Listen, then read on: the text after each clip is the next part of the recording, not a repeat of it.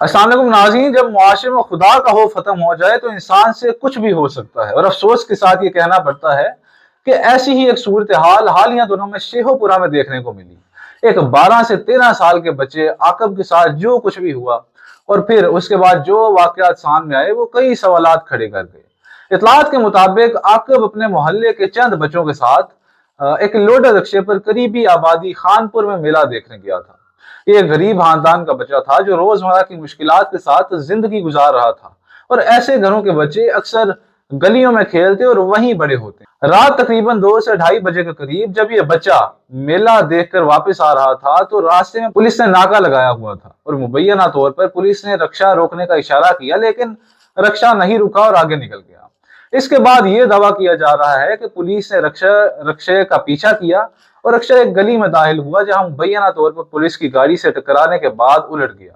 باقی بچے بھاگ گئے لیکن عاقب وہیں رہ گیا۔ خاندار اور عینی شاہدین کا کہنا ہے کہ پولیس اہلکاروں نے بچے کو تشدد کا نشانہ بنایا اور اتنا تشدد کیا کہ بعد میں اسی حالت میں اس کے گھر والوں کے پاس لایا گیا۔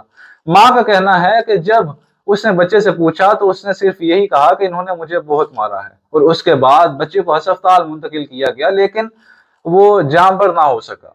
معاملہ یہی ختم نہیں ہوا، کیونکہ خاندان کا الزام یہ ہے کہ بعد میں جو میڈیکل سرٹیفکیٹ سامنے آیا اس میں یہ لکھا گیا کہ بچے کو مبینہ طور پر زہر دیا گیا تھا، جبکہ اہل خانہ اس بات کو مسترد کرتے ہوئے کہتے ہیں کہ بچے پر تشدد کے واضح نشانات موجود۔ واقعے کے بعد اہل خانہ نے سڑک پر احتجاج کیا اور انصاف کا مطالبہ کیا، جبکہ بعد ازاں پولیس نے ایک مقدمہ درج کیا، لیکن ابتدائی طور پر ملزمان کو نامعلوم قرار دیا گیا۔ بعد میں یہ اطلاعات بھی سامنے آئی کہ تفتیش کے دوران کچھ پولیس اہلکاروں کو پیش کیا گیا، تاہم معاملے کی اصل حقیقت سامنے آنا بھی باقی ہے۔ ناظرین، اس طرح کے واقعات معاشرے میں بہت بڑا سوال پیدا کرتے ہیں، نیگیٹیوٹی پیدا کرتے ہیں کہ اگر کہیں غلطی ہوئی ہے تو اس کی مکمل اور شفاف تحقیقات ہونا ضروری ہوتی ہیں، تاکہ سچ سامنے آ سکے اور انصاف ہوتا ہوا نظر آئے۔ آپ اس واقعے کے بارے میں کیا رائے رکھتے ہیں، اور کیا واقعی اس کیس میں مکمل انصاف ہو سکے گا؟ اپنی رائے کمنٹس میں ضرور دیں۔ میں تھا سید علی حیدر اور آپ دیکھ رہے تھے تطویر میڈیا۔ شکریہ۔